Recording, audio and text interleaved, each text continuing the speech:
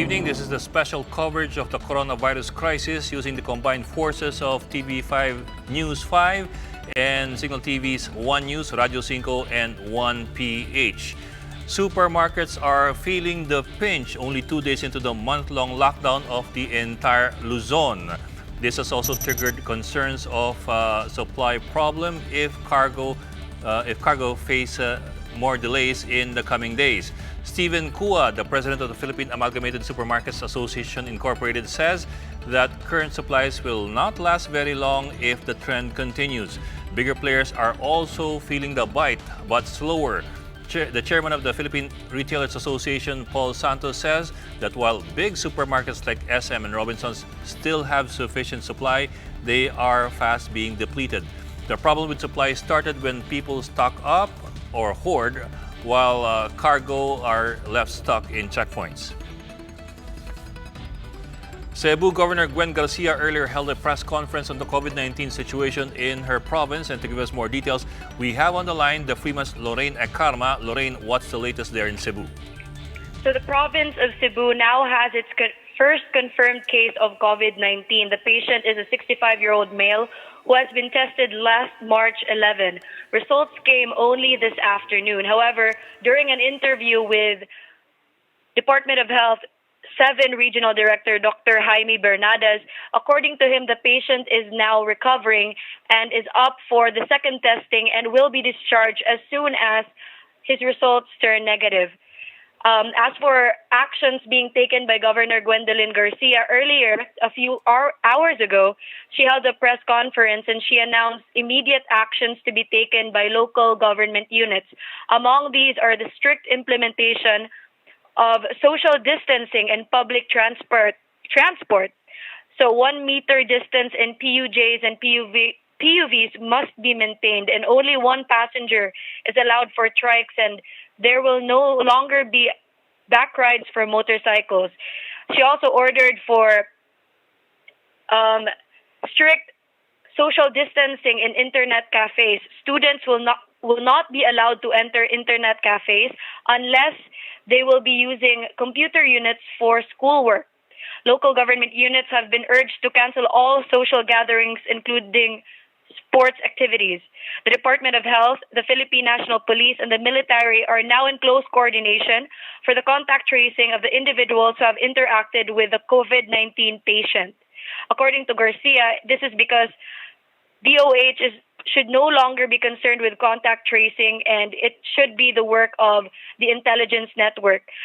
Meanwhile, Garcia also urged Iglesia Ni Cristo to follow suit with other religious groups in foregoing religious gatherings and live streaming them instead. Garcia urged every Cebuano to stay at home. According to her, if cases continue to increase, the province does not have enough facilities to cater to the pandemic. She is now currently in a meeting with Mandawi Mayor Jonas Cortez, Lapu-Lapu Mayor Ahong Chan, and Cebu City Mayor Edgardo Labella, along with DOH, to come up with stricter controls on mobility following this first confirmed COVID case. Lorraine, we understand that Cebu suspended domestic sea and air travel earlier, but I'm wondering, within the province itself, is there any kind of boundary restriction or travel restriction between towns and cities? Yes. There are currently no incoming domestic travels in Cebu province. However, Cebuanos, residents, everyone in Cebu are still free to move about from town to town. However, 11 checkpoints have been placed and marked in Cebu City. What about commercial activity? For example, malls, are they still open? What about retail outlets? Anything and everything from merchandise to of course, to food and medicines and to any other things. Malls are still very much open. Convenience stores and pharmacies are the exception, actually, of curfews for establishments. However, the governor has ordered, even before the confirmation of the first COVID case, for the closure of gyms and swimming pools, and other recreational centers involving communal activities. Okay, and we do not have any curfew yet in Cebu. Is that correct? For Cebu province, the governor has ordered for a 7-hour curfew. It begins at Okay. 10 p.m. and ends at 5 a.m. And how is that going? Is that being implemented strictly, and is it being followed by people? Yes, the police are um, the po- hello. Yes, yes. Go ahead, Lorraine. We're listening. Currently, the police are manning the checkpoints, and right now there hasn't been any reports of arrests because of the violations of curfew. It has started.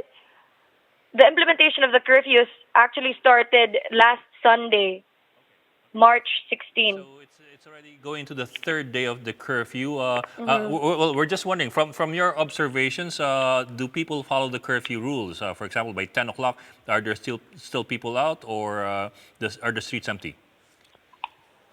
Even hours before the curfew, Cebu is experiencing uh, unusually light traffic. No, you can rarely see any vehicles in the main streets of Cebu City and the main national roads of the Cebu province. Okay.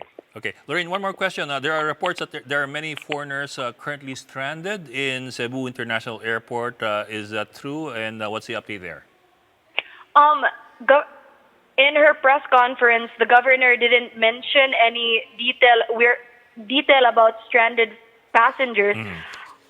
However, there is no prohibition or suspension on outward travel Okay. Okay. So people can travel out of Cebu out of province. Cebu. Yes, Would that only be for international flights or both domestic and foreign flights?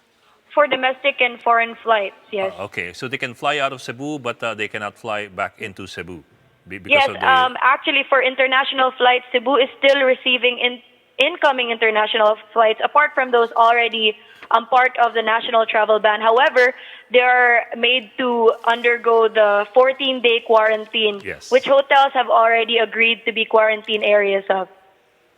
Okay, maraming salamat. That was Lorena Karma. Lorraine, we hope that Cebu is able to manage very well its COVID-19 situation. Here's a quick rundown of the other COVID-19 stories that we had today.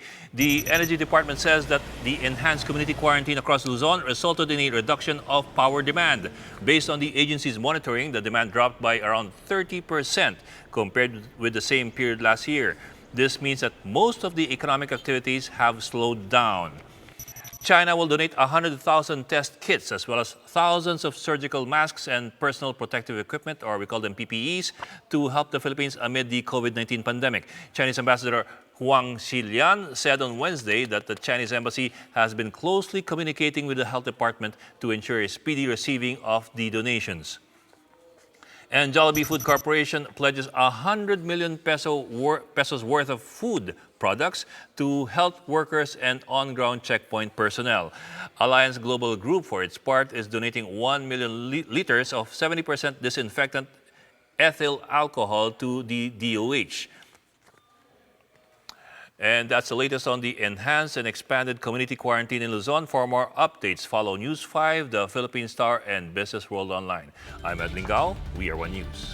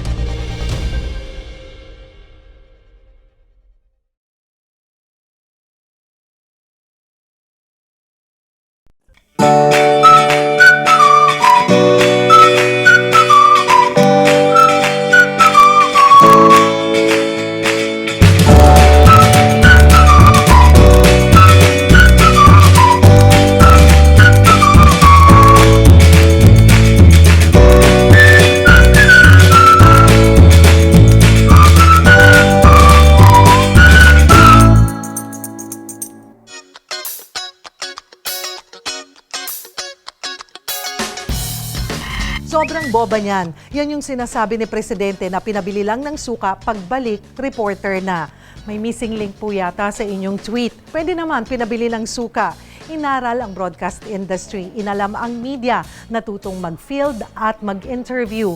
Pagbalik, reporter na. May kasama pang suka.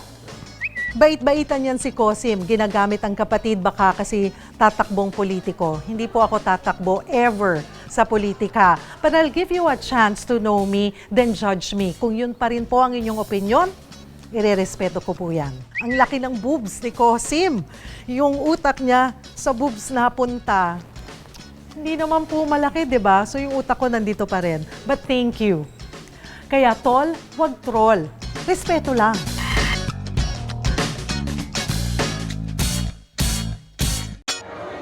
Napakaraming pangangailangan ng mga Pilipino. Minsan, nakakalula na talaga. Bilang host ng Alagang Kapatid, kung may humingi sa akin ng tulong, gagawin ko lahat hanggang sa kaya ko. Gaya ng sabi ng title ng show, dapat magtulungan tayong lahat ng parang magkakapatid. It's something I learned in my family. Breakfast time! My brother Emil, of course, is family. So I love and care for him. And having him in my life reminds me that it makes life easier if we just care for and help each other a little bit more than we usually would. Ako, tinatrato ko ang sinuman tulad ng pag-alaga ko sa kapatid ko. Mahalaga po sa aking makatulong sa kapwa. Duty natin yan bilang mabuting mamamayan. The smallest good deed can make a big difference in the lives of Filipinos.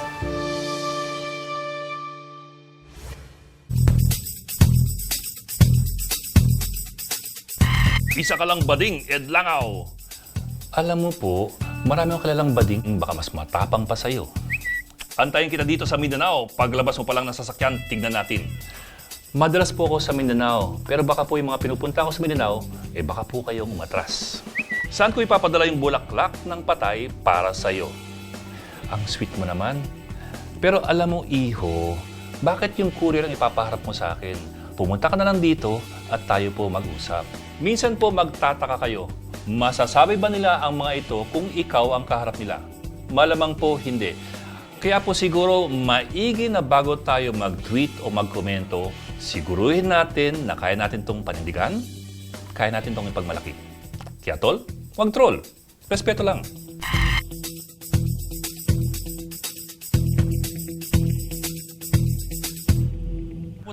Ang news professional hindi lang taga-ulat ng blotter reports. It's a newsman's job to go beyond the who, what, when, where, and to go into the whys and the hows. It's a mission. Every day, you need to go out and learn. Kumbaga, para kang estudyante sa umaga at guro sa gabi. We're approaching suspected area where the Abusef. Pumunta ka sa mga lugar na sobrang delikado kahit tutol yung mga boss mo. Volunteer ka. Kasi kailangan Gaya ng pinagutan ng mga Marines sa Albarca, pumunta ako mag-isa. At times, you find yourself alone because other networks prefer not to go. Para lang kumuha ng tubig. Pero bago ka pumunta doon, do your heavy research. When you do deploy for war, you do not do body count reporting. You do context, you do analysis. You go to a battlefield armed not with guns, but with history and a sense of context. And on my own time, I engage on social media. I fight for principles I think are indisputable. Kailangan somebody has to push back. Hindi ko yung trabaho, pero duty ko po yun. Kaya ako, I will push back.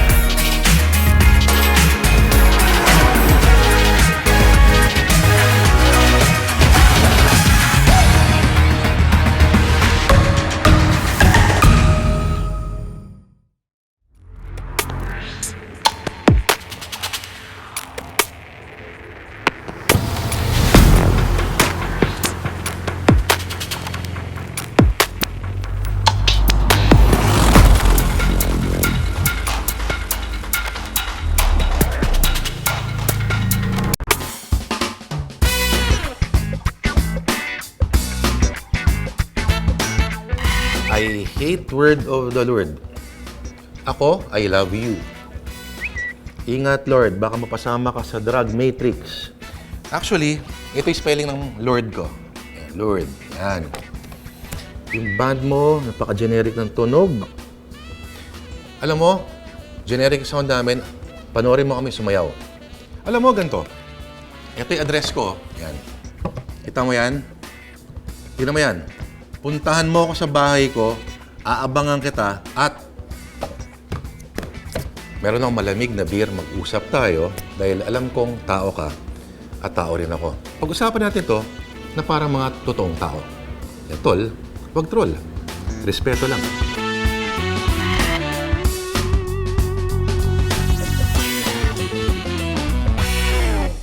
Ng journalist nang iulat lahat ng dapat malaman ng tao. Dapat maipakita lahat ng anggulo na walang pinapanigan. Mahalaga ring umamin pag mali. Please, respectfully. It's not a note. Noong 2016 presidential debate, pinayagan ko si VP Binay na magdala ng notes. Akala ko naman one page lang, but he brought a bunch of folders. Nagreklamo siyempre ang kampo ni Secretary Rojas and they refused to take part.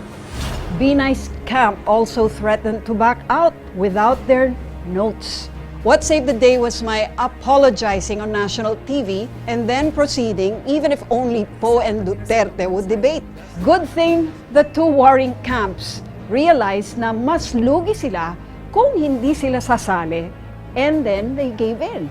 Ako po ay hihingi ng paumanhin. There will be no notes allowed. And I think people appreciated the apology and forgave us. You really can't go wrong by admitting your mistake and being truthful. Truth is forever. Duty na-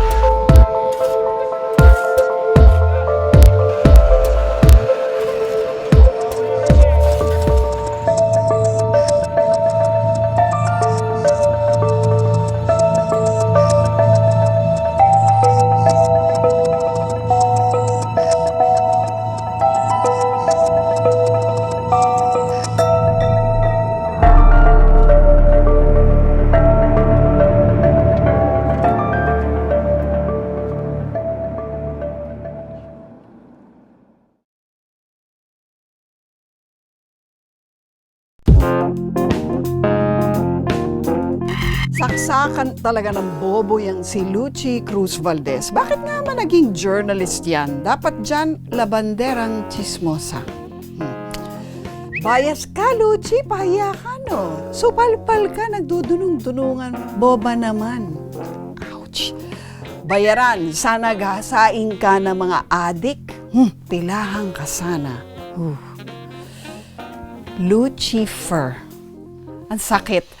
Sabi nila, deadmine ko na lang daw. Tama naman sila, pero masakit pa rin. Di ko makuhang buweltahan sila, kaya ang sinasabihan ko na lang, mga anak ko, kayo, huwag kayong bastos. Mga karaniwang tao rin lang ang pinapanood ninyo. May damdamin. Kaya, tol, huwag troll. Respeto lang.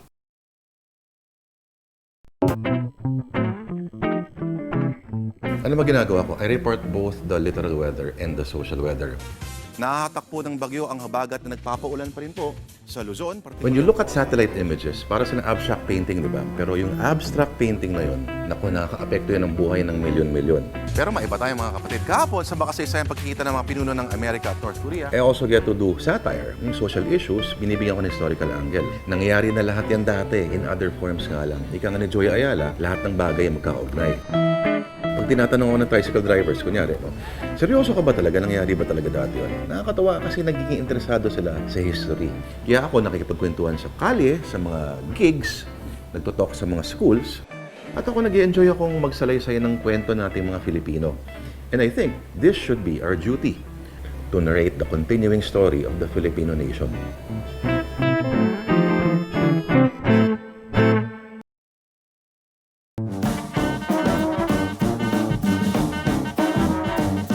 Ang ingay na host parang nasa cockpit arena, cheap ng dating. Friend, ganun talaga pag nasa showbiz tayo. Tingnan mo, nakuha ko nga atensyon mo at napa-tweet back ka pa sa akin. Panalo, di ba?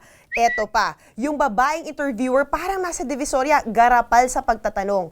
Ang explanation dyan, time constraint. Dahil pag journalist ka, meron ka lang limited time. Pati yung subject mo, may limited time din. So lahat ng kailangan sa storya mo, para buong-buo kung maikwento sa'yo, itatanong mo. Fire away ang tawag dyan. Gaya ng pagiging keyboard warrior mo, di ba fire away din? Oh, eto pa, trying hard interviewer si Taba, kung ano na lang ang tanong na maiba to. Ano ba? Talagang ganun tayo, hindi tayo mahihiya, itatanong natin lahat. Dahil kung hindi, di sana hindi na ako nag-reporter. Kaya tol, wag troll. Respeto lang.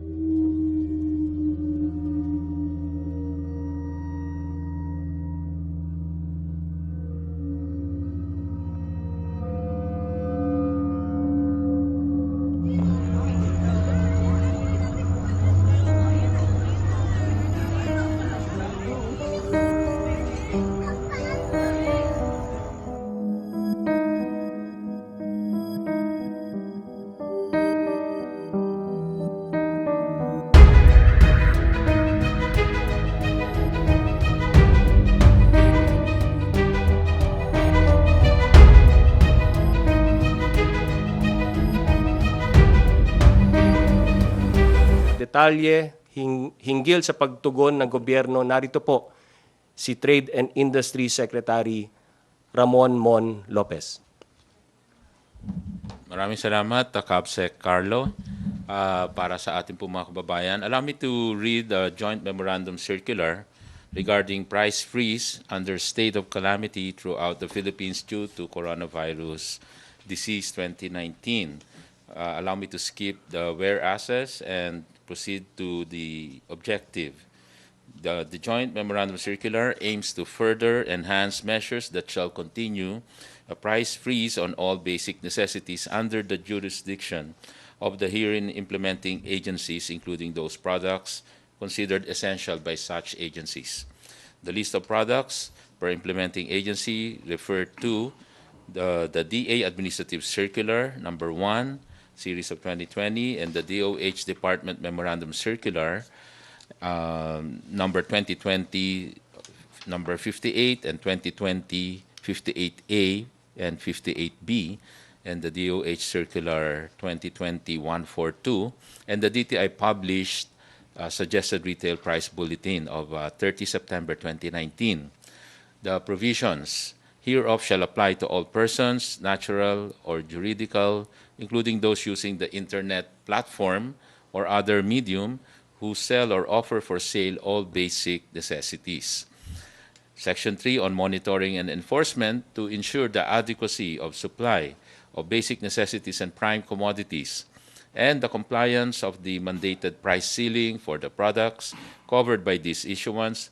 The implementing agencies herein shall create a composite team that will intensify monitoring and enforcement to prevent and control overpricing, profiteering, hoarding, and cartel.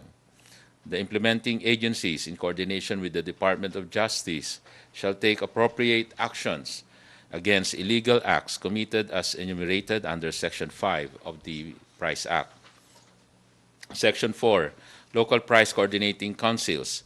The implementing agencies, in coordination with the Department of Interior and local government, shall ensure that the local price coordinating councils are fully mobilized and operational.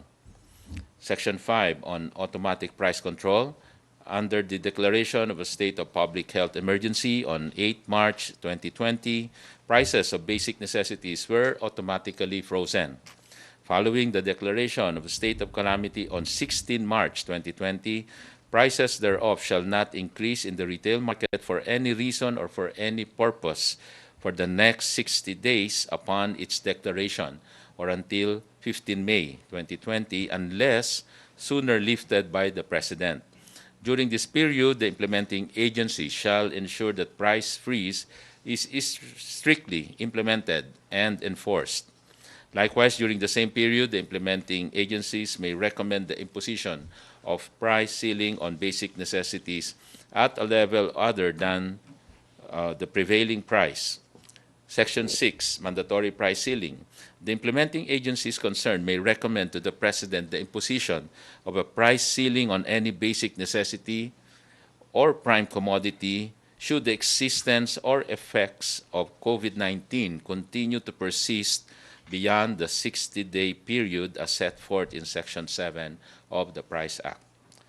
Section 7, Charges and penalties under the Price Act without prejudice to the penalties prescribed under relevant ordinances issued by local government units and other applicable laws. Any person or entity found violating the Price Act shall be charged accordingly and shall be meted the prescribed fine ranging between 5,000 and 2 million, and imprisonment of not less than 5 years but not more than 15 years. The JMC shall be effective immediately and applicable during the entire period of the state of calamity. Sa pagkakataong ito, pakinggan naman po natin si Department of Agriculture Secretary William Dar. Thank you, Cabinet Secretary Carlo. On the part of the Department of Agriculture, we continue to now enhance the implementation of the suggested retail price for 9 agriculture and fishery commodities. This has been issued as early as February 20, 2020. And let me mention the following basic commodities. Pigi or kasim, the suggested retail price is 190 pesos per kilo. Chicken, fully dressed, 130 pesos per kilo. Raw sugar brown, 45 pesos per kilo. Refined sugar, 50 pesos per kilo. Milk fish, cage cultured, 162 pesos per kilo. Tilapia, pan cultured, fresh chilled, 120 pesos per kilo. Round scad, fresh frozen galunggong imported, 130 pesos per kilo. Garlic for imported variety, 70 pesos per kilo. For local variety, 120 pesos per kilo. And red onion fresh, 95 pesos per kilo. We will continue to really enforce the suggested retail price or prices of these basic commodities, being part of this joint effort to really freeze the prices of basic commodities. Thank you. Ngayon po, ulitin ko lang din ang Luzon Enhanced Community Quarantine Basic Do's and Don'ts, Bulletin Number 1, dated March 18, 2020. Mandatory home quarantine for everyone. Purpose is to contain the spread of the virus, prevent the virus from transferring from one place to another through a mobile host or carrier. Do's: everyone must stay at home. Don'ts: no classes at all levels. No reporting for work in government and private sector except for some exemptions. Who may go out of their homes? Do's: only one person per household would be allowed to buy or access basic necessities. Barangay captains to check compliance. Employees of establishments involved in the production, processing, and distribution of basic necessities. Food, supermarkets, groceries, convenience stores, wet markets, pharmacies, drugstores, banks or remittance centers. PNP, AFP, and other uniformed personnel. Personnel involved in health work, border control, emergency, and other mission-critical services. Media with authorization from PCOO. Always bring and present the following at designated checkpoints: identification card, proof of residence, certification of employment, delivery receipt for those transporting goods to and from the quarantine area, and authorizations or certifications, if applicable, issued by authorized government offices. Don'ts: those who are most vulnerable should not go out. Kasama na po dyan ang seniors, 60 years old and above, those with pre-existing medical condition like cardiovascular disease, hypertension, diabetes, COPD, cancer, and others, and pregnant women. Do not ask non-exempted individuals to accompany you to your workplace. Do not loiter. Do not intimidate or resist persons in authority. Always remain calm and respectful. What other establishments are open? Do's: all basic utilities should continue to operate: water, electricity, internet, telecommunications. Other critical services should remain open: garbage collection, funeral and interment services, gasoline stations. Capital markets to open today, March 18. Business process outsourcing, BPO, IT, and export-oriented establishments as long as they are provided temporary housing, shelter by their companies. Don'ts: casinos, gambling places, including POGOs. Hotels shall not accept any new bookings. For mass public transportation, Do's: LGUs and employers should provide point-to-point transportation for people authorized to report for work, specifically health workers. Transportation from the airport may be provided by the DOTR or OWA for OFWs. Walking or biking is allowed. Don'ts: all public transportation are not allowed to operate, such as tricycles, pedicabs, taxis, Grab, jeepneys, buses, including MRT, LRT. Flow of goods, movement of cargo via air, land, and sea shall be unhampered. Don'ts: cargo trucks and vans should not be blocked from entering the ports, expressways, or highways. Employees in the private sector, Do's: employers are encouraged to adopt a work arrangement that will not require physically reporting for work. employers should extend financial help or assistance to their employees, may grant prorated 13th month pay. DOLE and DSWD will provide social amelioration packages for those affected by the work stoppage. Don'ts. Unless the company is engaged in basic necessities or services, employers should not require their employees to report for work.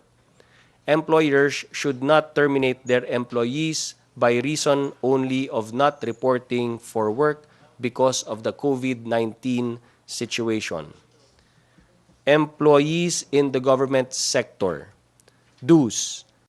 Employees in the executive branch should work from home, except those rendering emergency frontline services. Those authorized to work should maintain only a skeletal force. Don'ts. No travels, no events, no trainings allowed. Travel in and out of the Philippines. Do's. Filipinos abroad can return to the Philippines anytime, including their foreign spouse and children. Other permanent residents of the Philippines may also return. All returning Filipinos and permanent residents from China, Hong Kong, and Macau shall be subjected to 14-day quarantine in a quarantine facility. All other returning Filipinos and permanent residents arriving in Luzon shall comply with mandatory home quarantine. Don'ts. Filipinos who will go out as tourists to any destination shall not be allowed to leave the country. No send-off party will be allowed to accompany departing passengers. Last, OFWs, balikbayans, and foreign nationals will be allowed to leave the Philippines at any time as long as their departure is 24 hours from the time they leave their homes or hotels. The President acknowledges and lauds the efforts of the private sector and private citizens that have all pitched in during these trying times. They have exhibited the kind of bayanihan spirit that will help us confront the challenges we currently face. We appeal to everyone to follow their lead and do their share. In this war against this silent and tenacious enemy, everyone can contribute to the defeat of COVID-19 by staying home, by cooperating with authorities, and assiduously following the advisories issued by government. As the government and its instrumentalities work to contain COVID-19, there may be missteps and misunderstandings, confusion and conjecture, frustration and fear. We appeal for patience and calm as we and the whole world face an unprecedented crisis, one that can be overcome if all of us focus at the singular task at hand, saving each other's lives. Mga kababayan, sana sa susunod na araw, huwag po nating kalimutan, bahay muna, buhay muna. Ating pong tandaan ang mariing paalala ni Pangulong Duterte. Kung magkanya-kanya po tayo, hindi tayo magtatagumpay. Together, we can beat COVID-19. Together, we heal as one. Maraming salamat po. Okay. Ang unang tanong, mga galing kay Manny Vargas ng DZWB. Sir, good morning po. Ay, good evening po pala. Sorry. Kay Secretary Dar, sir, paano po natin, sir, i-reconcile po yung idea po na iba kasi bumibili sa mga talipapa. Mas malapit sa kanila kaysa pumunta sa palengke na malayo para mabawasan yung travel. Pero po yung mga talipapa, kumukuha rin ng mga products nila sa mga palengke. So, higher po ang presyo nila. Paano po yung difference po sa SRP? Kasi may mga talipapa po na mas mataas talaga ang presyo compared sa palengke at mas mataas nga po sa SRP. Yung tanong ay, will there be a big difference or a difference between the price sa talipapa and the paano po public siya, sir, market? Yes, paano po sir magiging treatment dun sa higher price po na lagpas sa SRP sa mga talipapa? Kasi po mas mahal sir sa talipapa kumpara sa mga sa palengke, sir? Well, the whole desire is we live within the suggested retail price per commodity. At the suggestion would be that yung mga nagtitinda sa talipapa ay kukuha sila sa mga bagsakan areas para mas mura pa yung pagtinda nila doon sa mga talipapa. So better po na doon sa mga vendor na rin po sa talipapa, sa bagsakan na lang po kumuha. Opo. Ay, okay. Sir, paano po yung CABSEC, sir? Yung para po doon sa concern ng ilang LGU na meron po silang pinipermit pa rin ng mga tricycles, pedicab, because yun daw po yung kailangan din ng mga residents nila para po halimbawa pumunta ng ospital for emergency needs. Sa tricycle, no, let's address that. Concern talaga ang gobyerno dito sa paggamit ng tricycle dahil hindi namin lubos na makita or maintindihan paano mag-social distancing sa tricycle. No? Number one.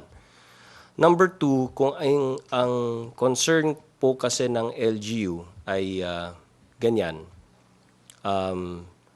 maaari naman gumawa ng mga initiatives yung LGU with regard to vehicles na hindi naman kailangan tricycle ang gamitin.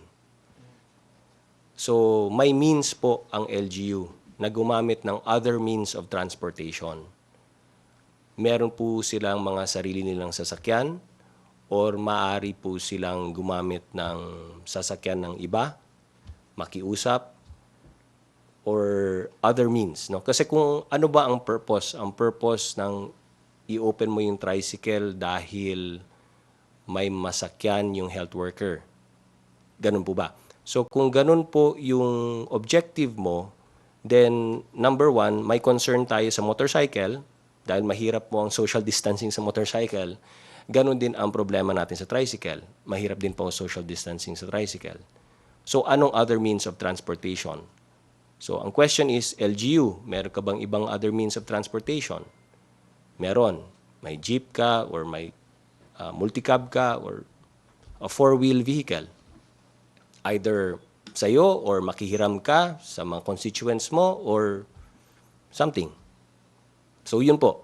So yung ibang LGUs naman nagko-comply. Ito nga po yung natin, di ba? Common ground rules po tayo. Let's all stick to the common ground rules. Yun po yung pakiusap namin. At ito ginagawa natin because it's based on a purpose. Ang purpose po natin, ayaw po namin na ang constituents nyo po ay magkahawaan. Health workers kamo ang tinutulungan natin, okay.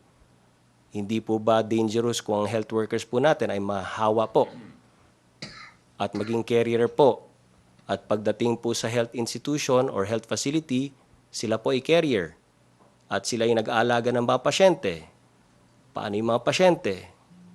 And so on and so forth. So hindi po kami sa gobyerno yung gumagawa ng mga patakaran at mga rules dahil gusto po natin pahirapan ang ating taong bayan.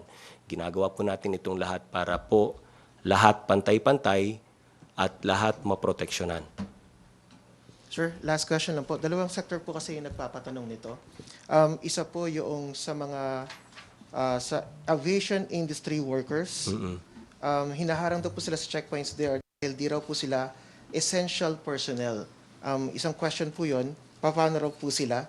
And the other one, sir, yung naitanong ko rin po yesterday, ito yung mga veterinarians. According to them, yung veterinary hospital po na may mga critical and emergency cases, yung mga vets and volunteers na nag-aasikaso po ng mga victims sa Taal, yung mga katulong daw po ng government na doon para doon sa sa African swine fever, and then yung mga ginagamit din daw po tumutulong in regards to sa avian flu, bird flu. So paano raw po yung treatment sa kanila kasi hindi sila kasama doon sa mga una na i-consider ng mga medical professionals? Secretary Mon has... Okay, so tama-tama yung tanong mo kasi napaka-importante nga sa operasyon ng sa business. At nasabi ho natin kagabi, ina-emphasize ho muna na may mga well, first, ang ating default talaga dapat nasa bahay tayo, no? Para mabawasan talaga, mapatay na itong COVID, pagkalat ng COVID. Subalit, binabalanse natin dahil kailangan din may kakainin tayo. Okay, so having said that, meron po tayong inalaw na in-exempt, yung mga pinaka-basic, talagang nahihirapan ho kami dito sa pagpapaikli at kailangan kasi may mag-operate pa para sa pagkain tsaka yung basic necessities. As we discuss yung pagkain at basic necessities, involved yan yung manufacturing. Pero yung manufacturing, para maka-manufacture, kailangan may raw material at inputs. At yung manufacture, yung finished product, i-deploy din. Kailangan mo rin ng logistics, in other words. So, napaka-importante po, kaya dito po sa aming memorandum circular na dinraft para ma-specify yung guidelines following the memorandum issued by the Executive Secretary on Enhanced Community Quarantine of Luzon dated 16 March 2020 and 18 March 2020. Isa po sa nilagay namin na nilinaw natin na mga papayagan ng mga staff or employees would be those working in enterprises and logistics companies allowed to operate shall be permitted to pass through control points. Ito yung checkpoint. So, sinama na ho natin yan. Siyempre, yung magtatrabaho papunta sa cargo planes, sa land, transport, cargo trucks, at saka ganun na rin sa sea, transport and sea cargo. Although, kasabay ho nito sa request namin or sa paglagay natin dito sa Memorandum Circular, kasabay po dito ay yung request natin na sana itong mga kumpanya rin na ito ay kung pwedeng i-house na muna sila, bigyan ng accommodation within or around yung vicinity ng negosyo na yon para talaga wala nang masyadong movement at hindi magkahawahan. Talagang doon lang sila kung talagang gagawin po yung operation na yon. Yun po yung talagang pinaka best arrangement para hindi na ho gumagalaw at hindi bumabiyahe ng malayo, hindi na sumasakay sa public at baka may makatabi pa. So yun ho talaga yung ating best scenario or best model. Subalit, again, just to reiterate na hindi natin maiwasang hindi sila mag-operate. Kailangan silang mag-operate. So yun lang ho nililinaw natin, maiwasan yung paggalaw-galaw, no? Yung pagbiyahe-biyahe. So, yun lang ho. Ano? So, ibig sabihin, i-allow na po sila base ho dito sa Memorandum Circular at para ho payagan sila sa control points sa mga PNP at Army natin. Can I compliment yung nasabi na ni Secretary Lopez? Kahapon ay ito yung diniscuss namin sa IATF meeting, yung mga pwedeng gumalaw based doon sa exemption na issue na ni Executive Secretary the other day. So kasama na po ang na-approvean na itong memo circular number 7 na in-issue ko nung kahapon din. At in-adapt na ng IATF. At let me read the relevant portion of this memorandum circular. Essential farm personnel that works at the production area bearing proper documentation are also requested to be accorded passage at the quarantine checkpoints, and this include veterinarians, farmhands, and other farm and fisher folks. So we will issue them the necessary ID in due time. Salamat po. Thank you. Thank you, Manny. Ang susunod na tanong mula kay Joseph Morong ng GMA7. Hi, Task Force? Sir. Okay, sir. Sa kay Secretary Nograles, sir, first question, how widespread do you think is the coronavirus COVID-19 infection in Metro Manila? Mahirap po sagutin yan, pero may mga models po na dinevelop yung WHO at ito nga po yung naging trigger para sa amin to raise yung alert level tapos to raise the enhanced community quarantine, no? At based dun sa kanilang modeling, kung wala po tayong mga drastic moves, aabot daw po ng 75,000 Filipinos infected. Yun po yung based ng modeling ng WHO, which ayaw naman po natin mangyari. So, mahirap po mag-determine ng anong level natin ngayon. Ang alam po lang natin is 202 po ang infected. Okay. Sir, how many testing kits do we have right now? Right now, according to the DOH, we have 1,000 plus, no? Pero meron po tayo mga incoming, may mga, yung details yan, mas alam ng DOH, no? But we have coming testing kits that are being donated, both donated and purchased by DOH. So meron po tayong mga ine-expect, no? So hintayin na lang po natin, wala po akong clearance na magbigay ng mga actual figures ng mga testing kits na including those that were donated to us, no, by other countries. Pero it's a considerable number, but again, I cannot disclose the amount unless I am given clearance by the task force. Sir, the reason why I ask is, how do we intend to use these testing kits? Meaning, are we going to proceed and do an aggressive testing, find out, because we're in quarantine, find out those who may be infected? Kasi ang alam kasi, parang ang imagination po kasi ng karamihan nating mga kababayan, tingin nila yung testing kits ay parang mobile pregnancy kits, no?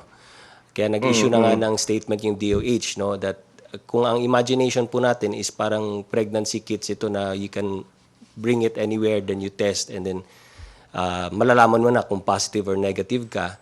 Hindi po ganyan yung testing kit. Kailangan po may lab pa, and you need a PCR machine, etc., etc. That's why they've been equipping 5 subnational facilities para ito po ay maging equipped, no, na to test, no, to use the testing kits. Tapos kailangan din po yung RITM to do another test or confirmatory test, no, to those. So there's a whole process to that.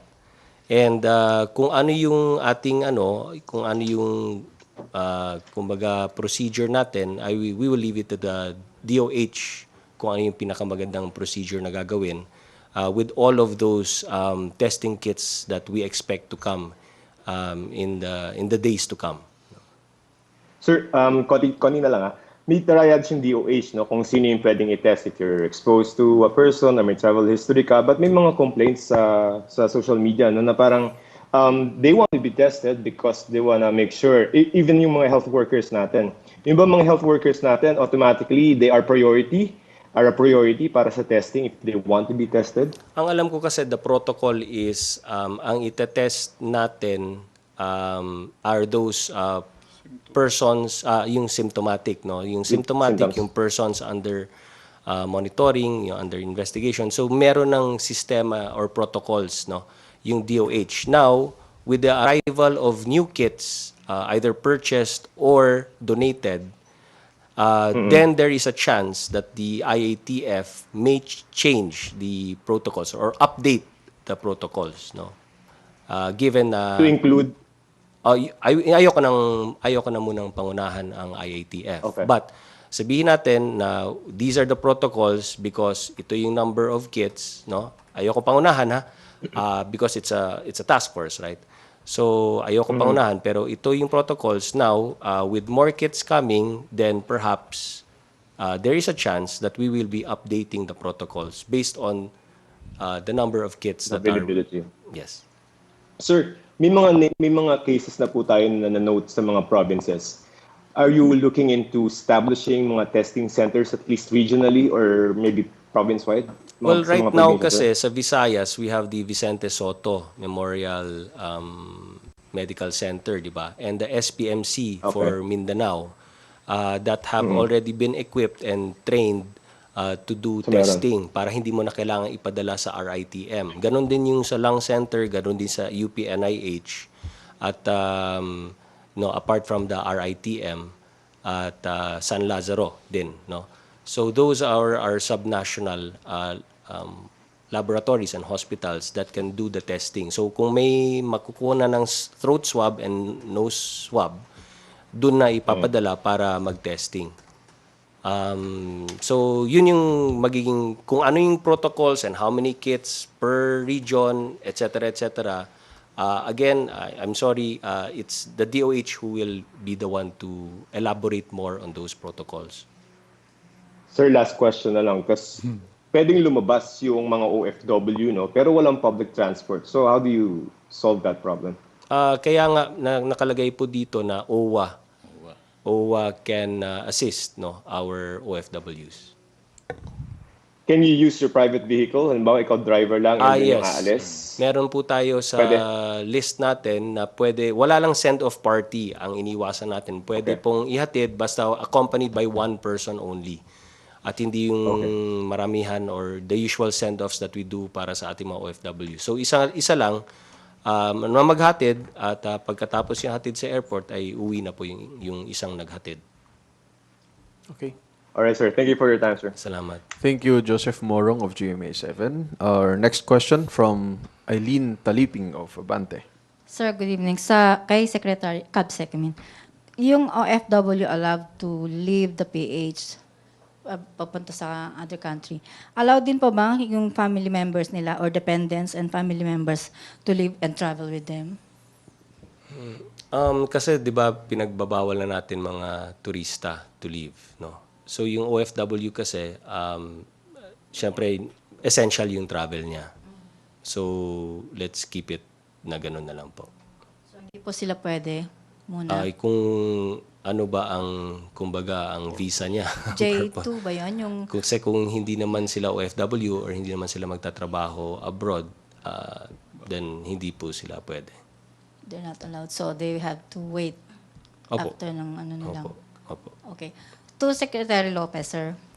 Doon sa monitoring po nyo ng implementation ng price ceiling, do you have enough manpower to monitor all this? Kasi hindi natin inaalis, marami pong mga scrupulous na negosyante na magsasamantala sa sitwasyon. We have enough manpower at isa pa, nagtulungan kami with the DA, with the DILG, at saka, and the DILG, katulong din dyan yung police, mga kapulisan, at saka NBI para may intel kasi wala kaming intel fund or intel work, so we have to partner with these agencies. So with that, we believe that we will be we can intensify yung effort natin sa pag-monitor, hindi lang yon sa pag-enforce ng mga anti-profiteering, anti-hoarding na objective natin dito. So tulong-tulong iba-iba ang ahensya. It's whole of government approach ngayon. So hindi na kailangan, sir, na i-report directly sa office niya. Di ba may hotline kayo? Oh, meron kami 1384. I-report pa rin po nila ng ating mga kababayan para may isang number pagdating sa price issue ay mag-report pa rin po sa 1384. At lahat ng complaint or yung nakita nila ng mga violation, at least may lead na kami at yun po ang pinupuntahan. Kaya marami rin ho kaming nasita because of that. For example, sir, ako pupunta ako sa palengke tapos ang taas ng presyo. Can I go directly to the police and report? Yes, pwede rin. Kasi in-offer din ni Secretary Anyo yan na kung may police dyan, pwede in-enforce ng police yung SRP, yung pag-follow sa SRP compliance. Pwedeng ma-aresto ka agad or Hindi, may sistema naman din tayo. Whether DTI yan or DA or kapulisan, pwedeng i-report yan at i-issuehan muna ng notice of violation at mag-explain sila within 48 hours. Pagkatapos tsaka sila bibigyan ng penalty or charge. Okay, thank you, sir. Gusto ko rin idagdag na apart from that, meron din po silang local price coordinating council. Yes. So sa baba, nandun po ang composition po niyan, that's composed by the provincial governor or the city mayor. LGU, sir. Oo. So sa LGU, sa baba, meron din silang ganyan. At based dito po sa sa calamity, because we're under a state of calamity, yung monitoring, prevention, and control of overpricing, profiteering, and hoarding, dapat binabantayan ng ating local price coordinating council, which is composed of the LGU. Pwede kong idagdag yung hotline ng DA para mas mabilis pa ang action. 0951 144 3233. So, ito po ay hotline for all the major concerns including itong price freeze.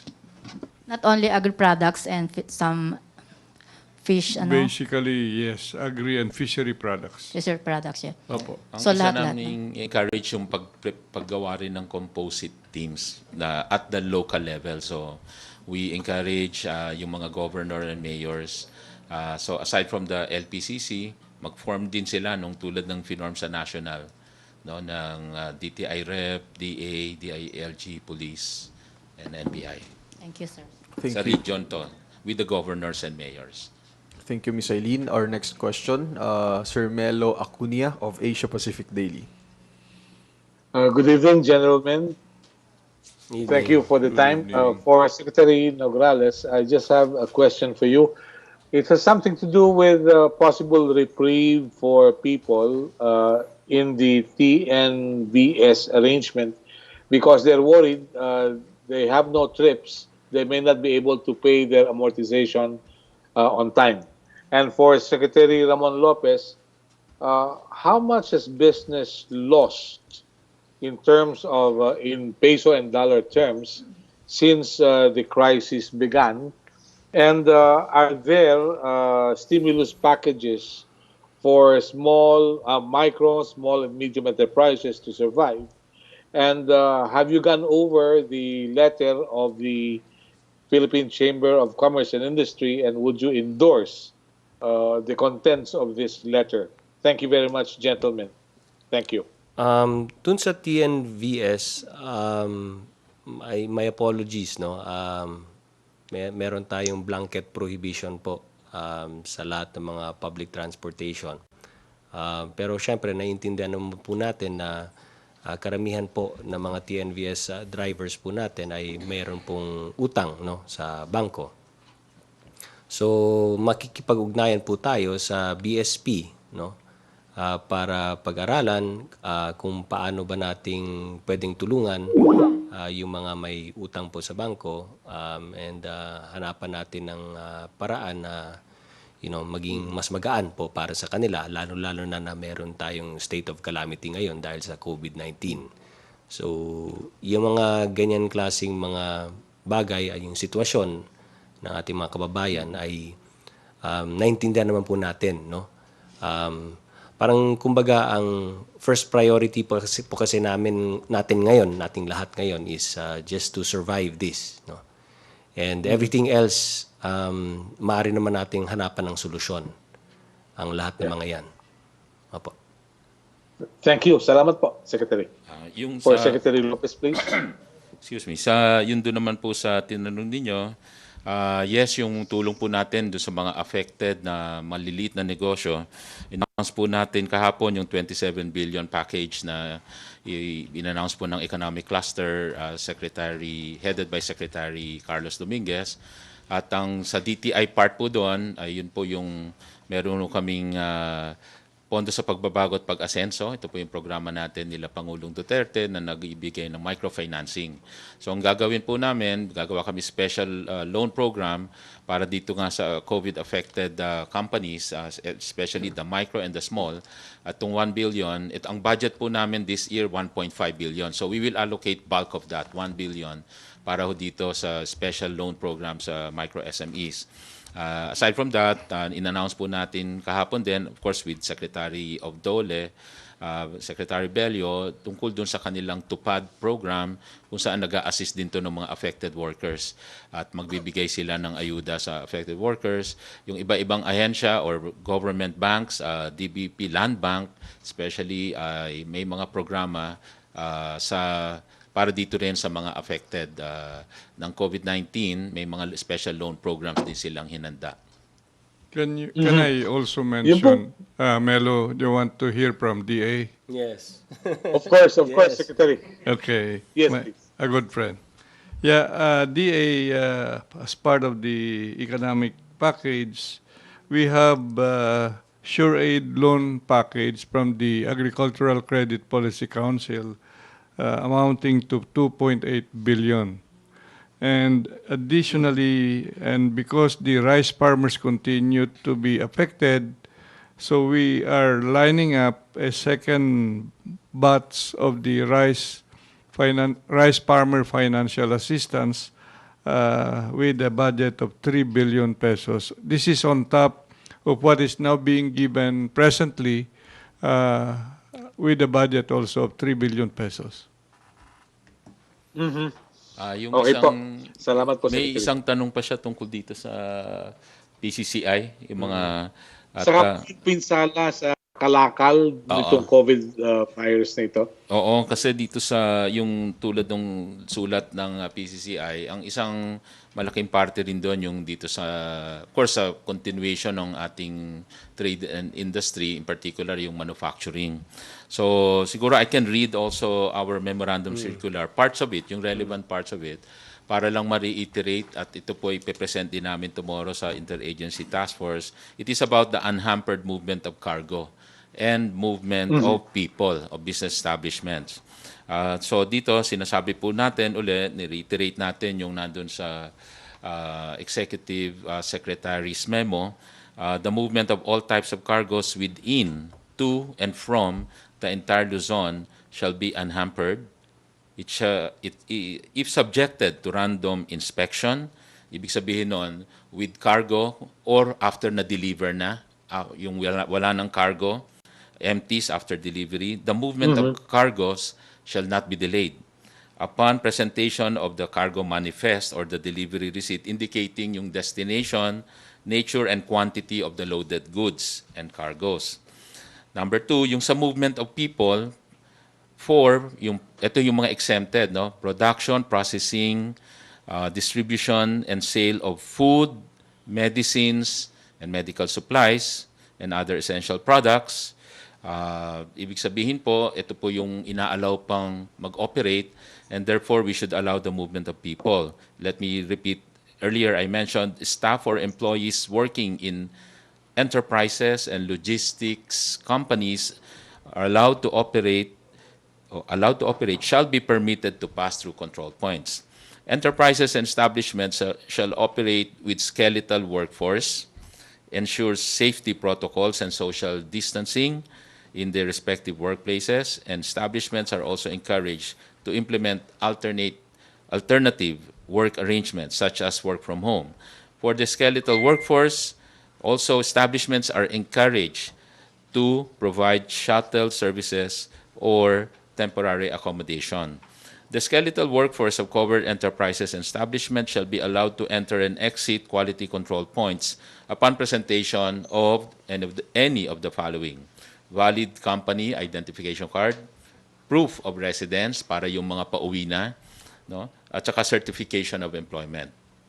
To further facilitate transit of personnel of covered enterprises and establishments, an official IATF ID issued by the DTI shall be presented starting March 22. Kasama po ito dun sa resolution kahapon ng interagency na mag-i-issue na tayo nung parang uniform-looking ID, IATF, pero bawat agency will be issuing this to their respective constituents. And then, pagdating lang po sa export and BPO companies, export and BPO companies shall be allowed to continue operations with a skeletal workforce, subject to strict observance of social distancing measures and provision of appropriate temporary accommodation arrangements or shuttle service within the immediate vicinity of the workplace. And where applicable, a work-from-home arrangement will also be encouraged. The following shall be allowed.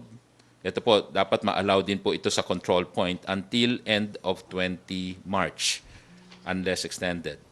The transfer of the necessary equipment of BPO and export-oriented establishments to facilitate work-from-home arrangement. For BPOs and export-oriented establishments to make arrangements with hotels for basic lodging. For purposes of the above, personnel of BPOs and export-oriented establishments setting up the foregoing arrangements shall be allowed to travel para ayusin po itong mga arrangements na to in the meantime, subject to the presentation of proof of employment address of employer and residence. So in other words, they will make arrangements for yung temporary accommodation nila para hindi na ho sila again lumalabas-labas at bumabiyahe-biyahe. Okay. Very good. Secretary Nograles, baka pwede po pahabol lang. Ano na po yung protocol para sa mga Pilipino na pabalik ng Pilipinas na pauwi, let's say, sa Bicol mula sa Estados Unidos? Sila raw po ba ay required na sumailalim pa sa quarantine? At kung sakali man dumating dito sa NAIA, may masasakyan daw kayang pauwi sa Bicol? Isang tanong po pinarating sa akin ngayon lang. Thank you. Kung OFW, tutulungan po sila ng OWA na makasakay sila, no? Tapos yung travel restrictions, alam naman po natin yung mga travel restrictions natin. Dun sa binasa ko, all returning Filipinos shall be subject to 14-day quarantine in a quarantine facility kung galing po ng China, Hong Kong, and Macau. All other returning Filipinos arriving in Luzon shall comply with mandatory home quarantine. Okay. Salamat po. Thank you. Thank you, Melo. Our next question mula kay Crisaline ng SMNI, then Eileen. Good evening po to Cabsec Nograles. Affected po ba sa lockdown ng cargos at balikbayan boxes po ng OFWs? No. Cargos shall be unhampered and shipment of cargos unimpeded. Tuloy-tuloy po ang cargos natin. Dito naman po, can you confirm po na magdo-donate daw ang Chinese government ng test kits, surgical mask at personal protective equipment? Wala pa akong clearance magbigay ng confirmation or statement tungkol po sa donations from China.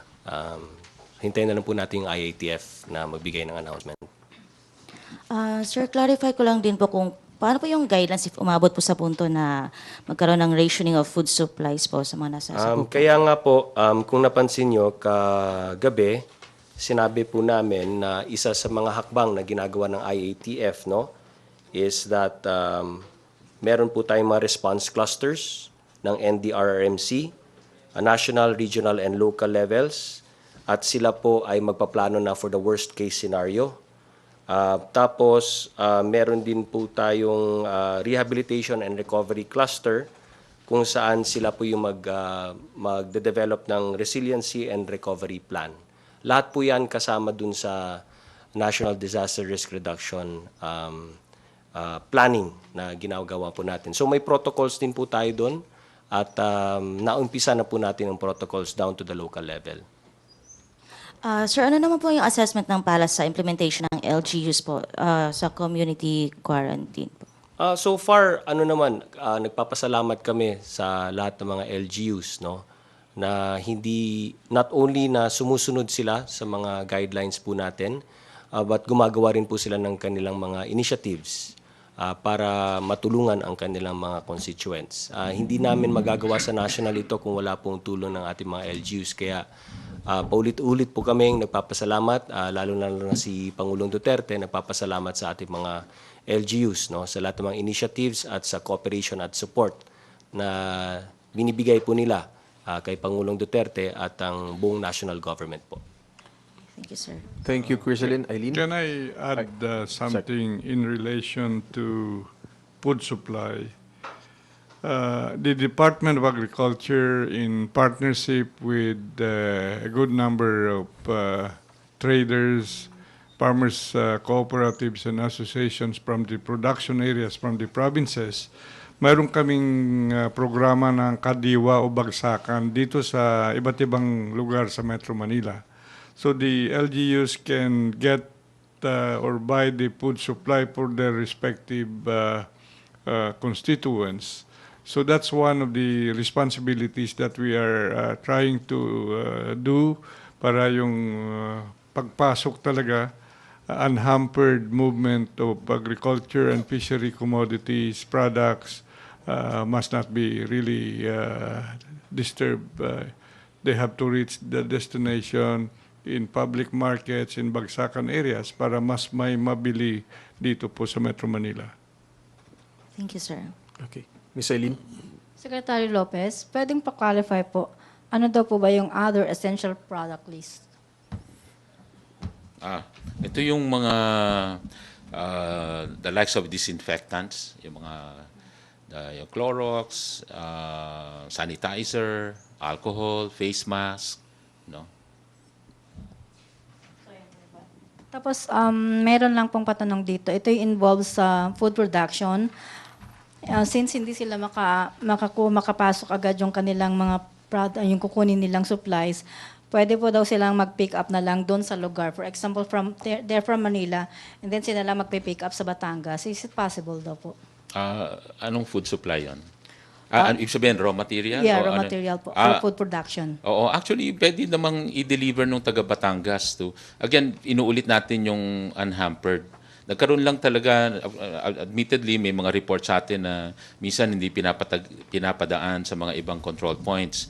At iba-iba yung application. May mga, siguro hindi malinaw sa ibang control points. Na talagang nakadepende tayo dun sa police or army na nakabantay dun no, yung tao mismo.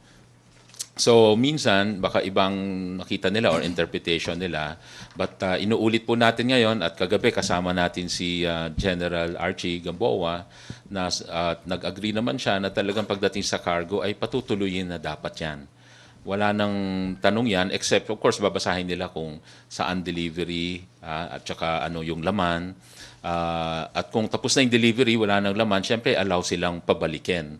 So malinaw ho yan na dapat unhampered na. Ngayon, kailangan makaskade ho itong mabuti sa lahat ng control points. At yun po, napaka-importanting ma-implement ho yun, yung mga cargo natin. At i-allow po yan. Let me again add what have been mentioned. Kagabi nga, mayroon decision ng IATF na talagang unhampered po yung movement of cargos, and we say agri-products, fishery products, inputs na kailangan sa pagsasaka, lahat po yun, yung mga tao na involved ay kasama na rin na movement, but always be guided by the skeletal force para we are preventing talaga yung masyadong marami, but at the same time observing social distancing measures as well.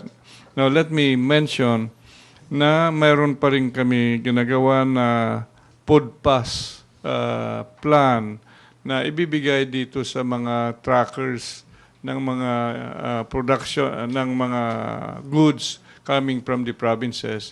At I understand mayroon ng 2 lanes na ginagamit sa mga checkpoints na commuter lane, at the same time the other lane is cargo lane. So this is a good improvement since yesterday, and we really commend our partners, the DILG and the PNP, for implementing what have been approved last night.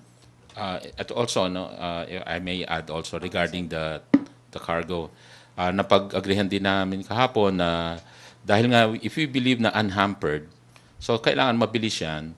So nag-agree din na pwedeng random checking. Ibig sabihin hindi na lahat ng cargo che-checken. Kaya papasalamat kami sa DILG tsaka PNP and the Army, AFP, dahil kanina may mga balita rin naman. We are getting feedback na may mga mabilis na yung galaw kesa sa kahapon. Mas mayroong mga mabibilis na galaw pagdaan ng mga cargo in the control points kasi nagra-random checking na. At pero meron pa rin tayong mga report na may mga problema. Pero siguro today, mga 3-4 yung na-receive namin may problema. Which I assume, generally speaking, medyo mas mabilis na ngayon. So based on sa recommendation niya na pwedeng yung mga workers pwedeng ilagay na lang sa isang area or merong shuttle. Which is better? Anong shuttle? Ano, sorry? Shuttle service para dun sa mga employees, sir. Oo, pwede rin po. Ang first default, lalo na dito sa mga manufacturing, sana ma-house na nila para wala nang bumabiyahe. So mas maganda na lang Mas maganda yun. Yes, sir. Kasi ang isang problem nila is saan sila makikipag-coordinate dun sa shuttle. Kasi dadaan din lahat yun sa Okay, sa so ganito, no? So, yung meron muna silang housing arrangement nearby or inside the company premises, or maka-arrange ng shuttle yung kumpanya nila. Maaaring may shuttle, may pick-up points sa mga critical areas at doon na lang sila masusunduin. No? So, in-encourage natin yung mga companies ano yan. Plus, also, we encourage also yung mga relevant, mga LGUs nila. Yes, sir, yung na coordination tutulungan nga daw po, sir, kasi kapag pupunta sila sa isang area, siyempre may madadaanan silang checkpoints. So, kanino sila makikipag-coordinate? Dun sa checkpoints, again, ang requirement nila, yung ID. So, walang issue dun sa checkpoints kasi yung tao, bawat tao, hahanapan ng proof of employment, ID or certificate of employment. So, kahit nandun siya sa shuttle bus or nasa sasakyan siya na pinrovide ng LGU, ganun pa rin, hahanapan, tatanungin siya. Kaya ho, importante, ano yun, yung sa LGU, yung resident na ang makikipag-arrange doon. No, sir, yung company mismo magbibigay ng shuttle para sunduin yung mga tao nila. Correct. Yung company can also do that. Yung Yes. sinabi ko kanina. And also, the person involved can also coordinate with their barangay official, baka may barangay na sasakyan, or the mayor. Ayun, merong mga ganon. Baka merong point-to-point na mga paghatid. So, yung mga matutulong from the LGU. Yung kumpanya rin can also provide for shuttle vehicles. Thank you, sir. Thank you, Eileen. Next question, Wang Jingjing of CCTV. Hello, secretaries. Thank you for taking my question. First question I would like to address to Secretary Negraris, because you just mentioned that WHO said that we may have a worse scenario. So if we under this situation, right now we have the enhanced community quarantine. These policies will be upgraded, or we will have just extend one. Maybe this will be end on April, so maybe it will be extend to 1 more month, something like that.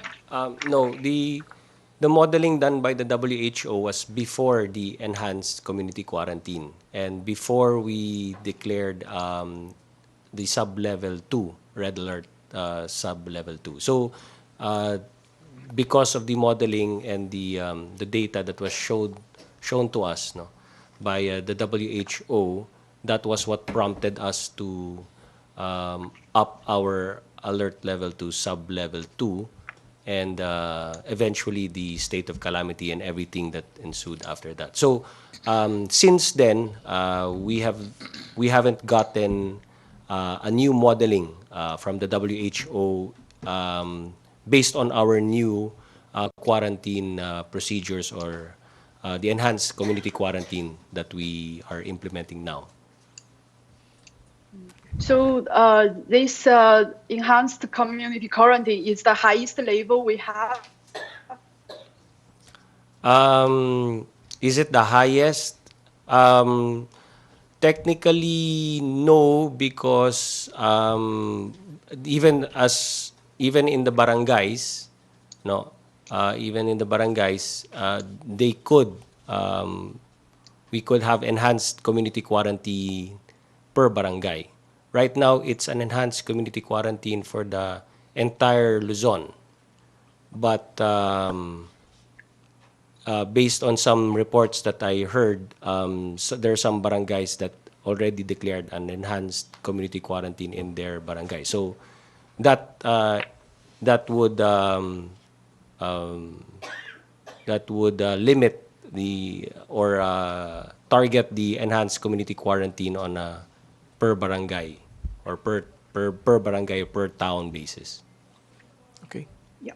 And another one, I would like to also know about the hospitals, because I heard some news that we will have the Philippine Lung Center as a diagnosed hospital, especially for the COVID-19 cases. So this hospital, how many beds it can provide? Is it enough? If not enough, do we have any plan B? I don't know what the DOH is planning to do with the lung center. I've not heard anything from the DOH, the Department of Health, with regard to exclusively using the lung center for this.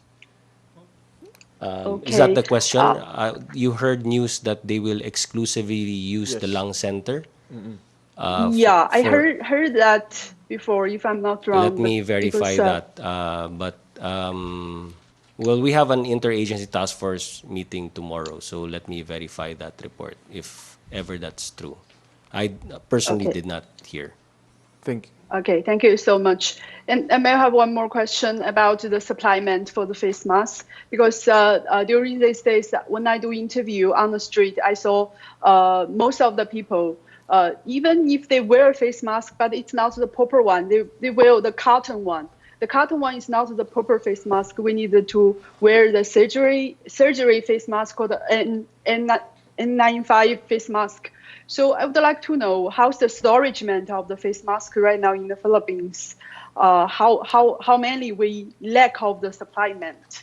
The details for that, the DOH would know more. But as I know it, there have been donations of face masks that are coming in. Again, I'm not at liberty to divulge that. Maybe after the IATF meeting tomorrow, we'll have more details with regard to that, and we could probably share more of those details tomorrow. Okay, thank you so much. Thank you. Secretary Mon Lopez would like to say something. I can give you an update because we are at least aside from what DOH is getting from various sources, we are also supplying DOH and the public by talking to the supplier based here in Bataan, and that we have made arrangement that they will supply Philippines 2 million for the rest, 2 million face masks for the rest of March, and another 3 million for April. We will have another request to increase the preposition and the allotment for Philippines, since we recognize that even these numbers are not enough to provide for all the Filipinos. Okay.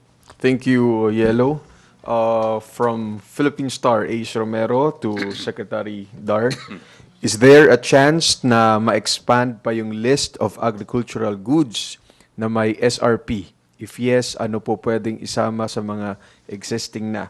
What would prod the DA to expand the list of products with SRP? Well, the very rationale for expanding, if at all, would be the actual situation in the market.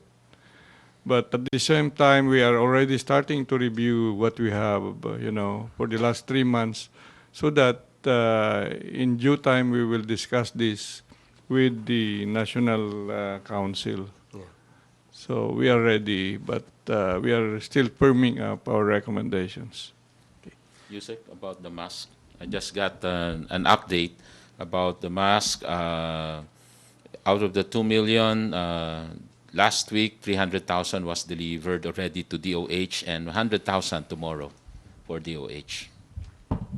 Thank you. Sir, from Joyce Balancio of DZMM, suggestion from a concerned citizen, baka po pwedeng isubsidize na lang ng government ang PUJs para sila na lang ang magatid sa health workers. 2 birds in 1 stone.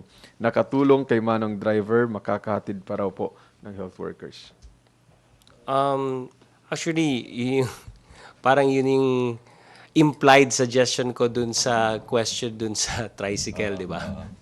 Implied suggestion for LGUs. In the spokes na rin, no?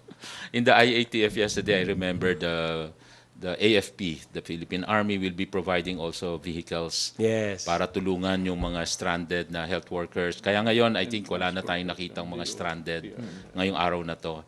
Natulungan na sila ng mga buses ng Navy, Army, Air Force, no, na para dito sa mga priority nga na health workers. Yes, and I would also like to add, even the Department of Transportation po at ang MMDA din po ay gumagawa na rin ng mga initiatives. No? So as far as national government is concerned, meron naman po mga initiatives ang national government.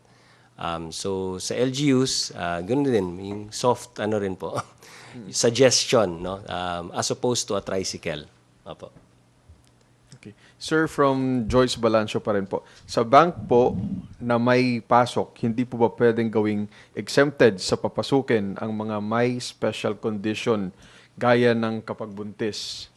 Papapasukin. Kasi meron daw pong isang bangko sa Cavite na pinapapasok daw ng employer nila dahil hindi naman sila exempted pero ayaw sana ng employee dahil buntis daw siya.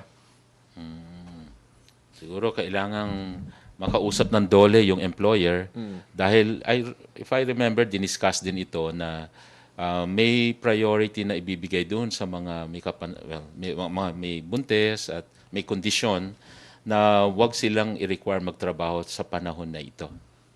So, i-clarify lang natin with DOLE yan. From Maricel Halili and Joseph Morong of GMA7, comment daw po on why certain personalities and politicians who are asymptomatic get tested anyway. Dung sa COVID daw po. So, anong tanong? Dahil personality sila? Yes, sir. Bakit daw pong may mga senador, may mga personalities na kahit asymptomatic daw po ay pinayagan na mag-test kung limited talaga yung test kit natin? Baka na-expose sila. Yeah, hindi natin alam mga circumstances kasi ang hirap Baka sagutin. na-expose o nagduda, baka nagpa-check. Okay, sir. From Raquel Bayan ng Radyo Pilipinas for Secretary Lopez, DTI has been saying na enough ang alcohol supply natin. But until now, maraming groceries and supermarkets ang walang alcohol. Even face mask. Last month, Palace assured na mayroong mga local manufacturers na nag-pledge to double their production, but until now po, may mga pharmacies pa rin and drugstores na wala pa rin daw pong supply. Oo, admittedly, pagdating sa face mask, kahit actually yung dating commitment ng local supplier ay 1.6 million, naalala ko yon, ngayon ginawang 5 million. Kaya ngayon pa lang natin makikita itong parating na bigger quantity, but even looking at this quantity, naka-prioritize din po ito sa DOH at saka sa Red Cross for the health workers. Kaya ho yung na-allocate sa mga drugstores, medyo kaunti na lang po. So we really need more sources. At ang ating PITC, naghahanap pa ng yung Philippine International Trading Corporation, may mga pending request from India. So yun po ang iniintay natin ngayon para malamihan na yung orders. From what I heard, so sa India, over 2.5 million mask. Wala pa nga lang dito pero tinatrabaho po natin. At ito po, hindi government ang bumibili. We're buying this in behalf lang of the Mercury and the South Star and TGP. Meron po tayong isa pang tanong mula sa China Radio International, Ernest Wang. Good evening. Yes, good evening, sir. And good evening, secretaries. As we know, during the enhanced community quarantines, I'm afraid that a lot of companies close and maybe the temporary workers will lose their jobs. But during this period, they still need money to pay for the electronics, to pay to buy some medicals and some food. So my question is, during this period, does government has any plan to help them, not only in the food supply but for other areas? And if the quarantine period extends, do you have the plan B to help those low-income families or jobless families? Thank you. Yes. Well, first of all, we've already made the pronouncement that employees should not be fired or terminated just because of absence due to COVID-19.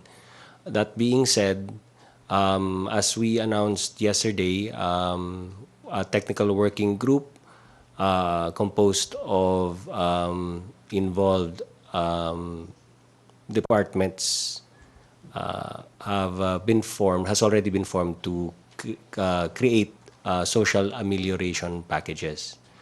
So this is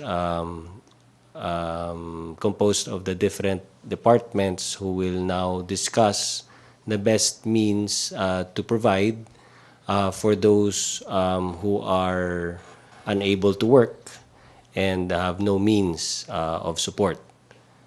In the meantime, because we are under a state of calamity, the local government units can already tap into their quick response fund. And it is up to the local government units to determine the process and way of providing relief and food assistance to their constituents who were affected. So the system of providing and distributing the assistance to their respective constituents will be done first by the local government units, and this will be augmented by our national government through the DSWD. So those are the three ways wherein we provide for those our kababayans who need help the most. Okay, thank you, sir. Thank you, Ernest. Phone-in question from Miss Tina Mendez of Philippine Star. For Sec Lopez, can cargo trucks other than those carrying food, medicines, and basic necessities destined for grocery stores allowed on the road? For example, cargo of construction materials. As of now, yes. In terms of when we say cargoes, all cargoes should be unhampered. No? So they're allowed. But kanina lang, meron ding nagtanong sa akin, trying to deliver cement, nagpaalam din sila. So sabi ko, as much as possible, kung cement yan, wag na. Para hindi na makadagdag sa mga check-upin ng kapulisan. So ideally, those not connected with food, like they're not raw material or inputs to food production or medicine, medical product production, to help the country and not and avoid the possible spread and transmission of the disease. Ito po, this is really a difficult problem we're facing. Kaya po, we're very, very careful while we want to stay afloat pagdating sa mga manufacturing ng basic essentials. Beyond that, dapat talaga stay at home tayo para talagang mabawasan itong problema na to. Sir, another phone-in question. Can we include in guidelines not to allow seniors and children in supermarkets? Nasa do's and don'ts nakalagay po doon na no senior citizens should leave their homes for their protection. So senior citizens 60 years old and above. Number one. Number two, siguro pasok na rin siguro sa guidelines yung isa lang po ang pwedeng lumabas ng bahay para sa mga pagbili ng mga basic necessities. At syempre hindi naman pwede yung bata na mag-isa ang utusan mo para bumili ng basic necessities. Sir, from Jonah Gyolagon of Asahi Shimbun, are there restrictions for the entry of non-Filipino citizens, say Japanese nationals, into the other parts of the Philippines? Are there any special requirements for inbound international travelers in the Visayas or Mindanao? Inbound international, Foreigners, so sir. subject to quarantine or bawal. Kung ano lang yung kung ano naman yung nararapat based on the guidelines, we just follow that. Okay, sir. May isang tanong pa tayo from Guangming Daily China. Mr. Li Puang, good evening. Good evening. From Chinese newspaper, Guangming Daily. For Secretary Lopez, what do you think of the Chinese market during and after the epidemic, and how do you think it will affect the Philippine economy? Thank you. Can you repeat the last part, how it will affect? The Philippine economy. Well, Philippine economy. Okay, thank you. At first, prior to all this move to put the country in community quarantine from general to enhanced, we were all happy to be hearing that some parts of China were recovering. They were going back to normalcy outside Wuhan and Hubei. There are so many provinces already opening up, and we heard that they're back to about 80%, 90% capacity. And we were happy that we were hopefully solving already some supply chain constraints. Unfortunately, we have a different situation in the country, and we're trying to avoid the worsening of this COVID. 19. We don't want to reach the worst situation and trying to nip it at the bud. I mean, solving it as early as possible. As the President said, time is of the essence. We have to do it now before it gets to be at the 1,000 level or uncontrollable number. And so, frankly, we cannot benefit from any recovery that China is experiencing because the country is, as mentioned, as you would know, is on enhanced community quarantine. I guess except those related to the food business, which, again, is still open for business. And do you have confidence? Sorry. And do you have confidence on the Philippine economy in the future? Oh yes, definitely. But it's really important that we solve the issue now on COVID-19 and at least flatten the curve in terms of the number of cases and hopefully eliminate the COVID-19. Only then can we really work on the rehabilitation, the bouncing back, so to speak, and implement all these programs. We have a very solid economic fundamentals before this happens. No? Before this happened, and as you know, we were growing over 6% already.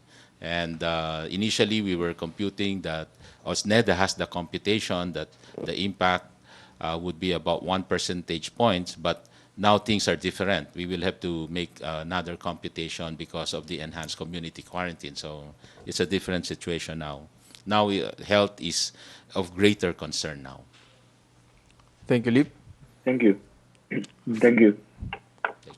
Phone-in question from DZXLRMN, Angel Ronquillo.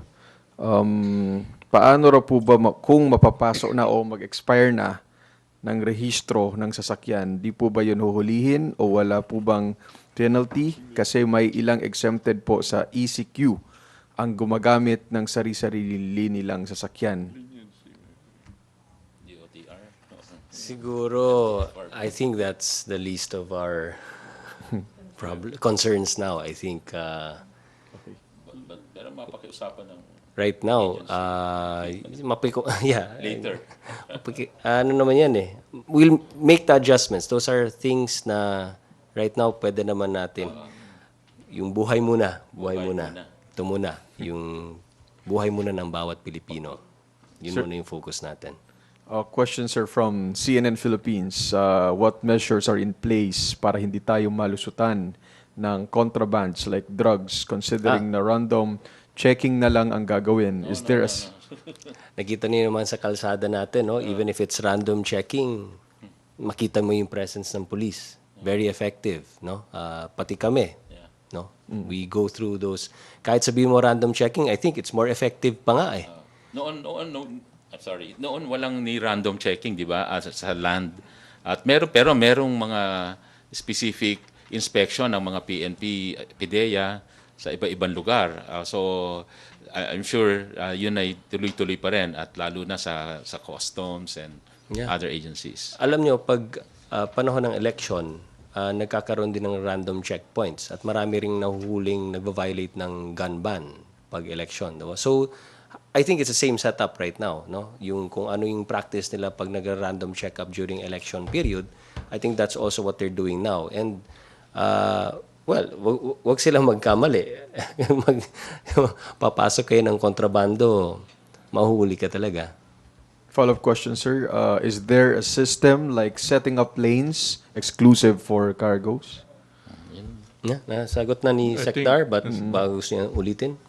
Yeah, I think I got reports from the field na dalawa na yung linya, isang linya para sa commuters, isang linya for cargos. Okay. Sir, may follow-up question lang si Joseph Morong of GMA7. Is the IATF looking at aggressive testing of COVID cases, meaning bahay-bahay lalo na sa mga may cases na? And do we have the means to do so? And how do you intend to impose social distancing measures in poor communities? Gaya ng sinagot ko kanina, no, ayokong pangunahan na maging desisyon ng IATF pagdating sa protocols. In fact, even with the IATF, I think DOH themselves can already update their own protocols depending on the need, depending on the urgency, and depending also dun sa supply nila. No? So, hindi na siguro kailangan duman ng ITF. It's the DOH, sila po yung may expertise dito. Kami, walang doktor po sa aming tatlo. Pasensya po. So, hindi po namin masasagot yung the best way to do it. No? I think that expertise belongs to the DOH. For Secretary Lopez, from Joseph, statement on the BPO. Pwede ba silang palusutin sa checkpoints, right? Or the workers? Yes, binasa ho natin kanina yung sa memorandum circular, pati doon sa IATF resolution na ina-allow po yung BPO, lalo na itong until March 20 na makapag-move in, move out sila because we have asked BPO companies to make arrangement para sa kanilang either work from home or special accommodation within the area of the BPOs para hindi na bumabiyahe ang mga BPO personnel. Sir, how do you intend to impose social distancing measures in poor communities daw po? Yung LGUs po, ang aasahan po natin dyan kung ano yung pinakamainam at maiging paraan. Kasi iba't ibang LGU, iba't ibang situation and circumstance, no? Okay, sir. Last Skype caller from Paris, France, Dick Villanueva of PTV Europe. Hi, Sir Kamusta Dick. na po kayo dyan sa Paris? Yes, hello. Good evening po. May may pinapatanong ang mga kababayan natin dito. Kasi po yung nangyayaring enhanced community quarantine sa Pilipinas, which I believe hanggang April 14. Nagtatanong po ang mga kababayan natin dito sa France kung pwede na silang bumiyahe sa Pilipinas after yung date date. At kung sakaling pwede na po, mandatory pa rin po ba sila na sumailalim sa 14 days quarantine? Opo. Unang-una, sabi ni Pangulo, lahat ng mga kababayan po natin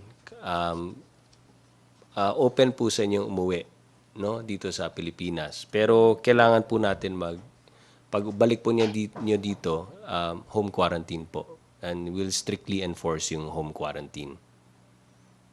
Okay po. Yung mga pauwi sa Pilipinas after 14th of April, pwede na po ba silang salubungin ng buong pamilya nila sa airport? Lalo na po yung mga nanggaling sa malalayong probinsya. Sorry, hindi ko nakuha yung tanong. So it's after the community quarantine ang tanong. Iyon po. Sorry. Yung kung pwede na po silang salubungin ng pamilya nila sa airport. Sorry. I will answer yung first question muna, no? Yung regarding sa ang pag-uwi po ninyo during the quarantine period, okay, syempre. Kung after the quarantine period, lalong okay po, no? But kung yung after the quarantine period po, hopefully pag tapos na ito at wala nang problema, syempre mag-change po yung rules, no? Kung okay na, no? So siguro ang sagot ko diyan pag nandun na tayo sa point na malapit na pong matapos yung quarantine period natin, na sabihin natin ng April 14, April 13, siyempre magmi-meet po yung IATF, no? Everyday naman kami nagmi-meeting. Mag-assess naman po tayo, no?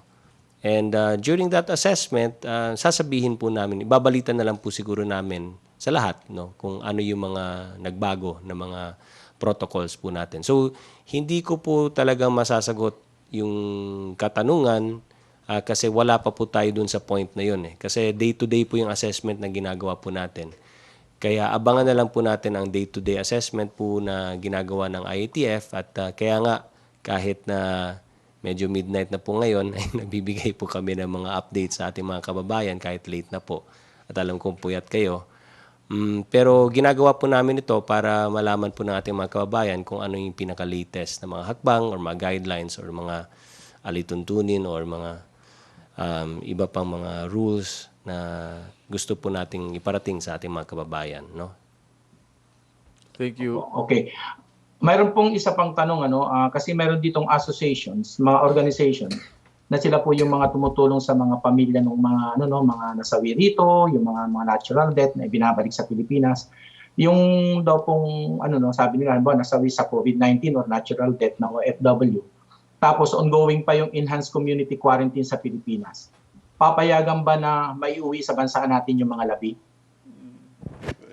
Wala naman pong bawal po. Hindi naman wala po naman kaming sinasabing bawal. In fact, sabi nga Okay, go. Opo. Wala po naman sa aming pinagbabawal yung mga yon. Okay. Halimbawa, yun yung pamilya na magdadala ng body, ano po ba siya required na sasailalim din po ba sila sa 14 days quarantine? Pag during the the enhanced community Opo, kailangan po sumunod sa mga quarantine protocols po natin, home quarantine po. Yung home quarantine na inuutos. Yung sinasabi yung mga labi, kasi nakalagay nga po sa dues po natin, yung maaaring gawin, yung funeral po at interment services ay patuloy pa rin naman po. Okay. Maraming po salamat. Thank you, Dick. Ingat po kayo dyan sa Paris, lalo na. Thank you, Dick Villanueva. Sir, may patanong po. May nagpapatanong lang sana regarding the IDs, given its impending effectivity. Are ban-exempted private entities included in that their employees should also apply with PCOO? If so, are there guidelines already? Alin? IDs? IDs po. Okay. Yung kanina, at least sa bawat agency, yung constituents po namin, we will be issuing IDs, I think in 3 days or 4 days. So we're getting right now yung list ng skeletal force ng bawat companies that are allowed to continue. Yung mga food, yung binanggit nating very essential, the basic food, medical products. So kukunin po yung listahan na to, at saka of course the list of the companies, pati yung mga pangalan ng mga employees na papapasukin nila, and bibigyan po natin ng ID. In the meantime, dadalhin nila yung kanilang mga corporate ID. Okay. Sir, last question na. How is Secretary Duque? Is DOH operations affected nung report na may DOH senior official affected daw po ng COVID? Siyempre, tuloy-tuloy pa rin po ang trabaho ng Department of Health, no? Hindi lang Department of Health, kundi lahat po ng mga ahensya at departamento, ang mga kagawaran po ng gobyerno ay patuloy pa rin naman pong nagfa-function at nagtatrabaho. Ang nangyari lang naman sa executive branch is work from home. Pero we made sure na yung mga essential and yung frontline services po natin ay patuloy pa rin po. But yung in-ensure din po natin na kahit frontline po yan, skeletal workforce para ma-practice pa rin yung social distancing. So government is still effective, government is still functioning, your government is still working. No? Kaya nandito po kaming lahat to show to the public that we're doing our jobs po to the best that we can. Sir, last question na po. Patanong lang po, last question. How true daw po na nag-self-quarantine si Secretary Duque? Siguro kung may mga announcements po na ganyan, hintayin na lang po natin yung announcement. May we get the policy statement, lalo na taga-DOH na yung nag-positive sa COVID positive, yung isang director nila? Hindi ko kasi alam. Usually, kasi meron tayong privacy of patients, no? So, I think... parang naglabas ng statement ng DOH eh. If naglabas po ng statement, naglabas po ng statement. So, hintayin na lang po natin. I cannot speak on behalf of DOH kasi. So, pasensya na po. Okay, sir. Thank you. Yan na po yung huling katanungan. Sir, may closing statement po ba kayo? Gaya ng sabi ko, patuloy pa naman po tayo, no, sa ating trabaho. Nagpapasalamat kami sa ating mga nasa private sector. Nagpapasalamat po tayo sa ating mga kaibigan sa media, no, na nagpupuyat ngayon at talagang todo ang trabaho para maibalita sa ating mga kababayan ang totoong balita, no, at no to fake news. Again and again, paulit-ulit po nating sasabihin, no, ang mensahe ni Pangulo, kung magkanya-kanya po tayo, di tayo magtatagumpay. Ang sabi ni Pangulong Duterte, together we can beat COVID-19, together we heal as one. Maraming salamat po. Yeah, assuring again our constituents in the agriculture sector that movement of agri-fisheries inputs, commodities, and products are unhampered. We would like you to report if there are still problems in terms of getting in to Metropolis 09511-443233. Let me also mention that to really continue to stabilize prices in relation to this price freeze, we need to ensure the pre-movement of these commodities so that there will be enough supply of food and other products in the Metro Manila. And again, nandyan po tayo, ang kagawaran ng pagsasaka ay tumutulong para sa ganun. During this crisis in regard to COVID, we will continue to work with the farmers cooperatives and associations para continuous po yung production and to have enough food supply today and in the future. Secretary Lopez? Sige. One last appeal na pakiusap natin talaga sa lahat ng ating kababayan, pati dito sa mga sa mga na-exempt din na mga economic activities na nilimitahan sa food, sa medicines, medical supplies. While kayo po ay inaalaw mag-operate, pakiusap po namin, dun sa mga may malalaking inventaryo, if you don't have to manufacture at mabawasan muna yung bumabiyahe sa kalye at yung pagpasok ng mga employee, actually we will encourage you to even stop operation at let yung inventory ninyo, yun muna ang mag-supply sa requirements ng mga supermarket. Malaking matutulong nyo sa pagbawas ng population na lumalabas pa kasi ideally stay at home. So yung may mga 1 month, 2 month inventory ng finished goods, I suggest mag-holiday muna ang kumpanya at hayaang yung inventaryo ang lumabas para makabawas na tayo sa operation sa labas. At syempre, ganun din dun sa mga raw material inputs ng mga nagsusupply dito sa mga food manufacturing.